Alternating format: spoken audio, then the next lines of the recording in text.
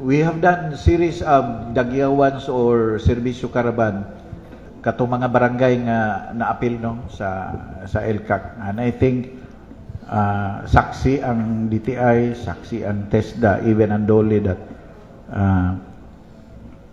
sa part sa provincial government like the Provincial Veterinary Office, the Provincial Agriculturist Office, doon ay mga interventions nga gihatag. Example sa Provincial Vet, nangahatag ang province o mga enhanced native chicken.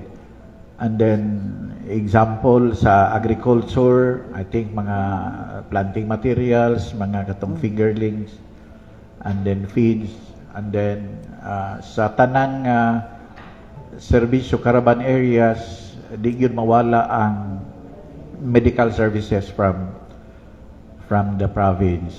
Now, with the present administration, I think Governor Reyes, ang iyahang gibuyan nga mga pulong sa dihang nilingkod siya is kung unsay gisugdan ni Governor Tigamo, iyahag yun ning padayonon.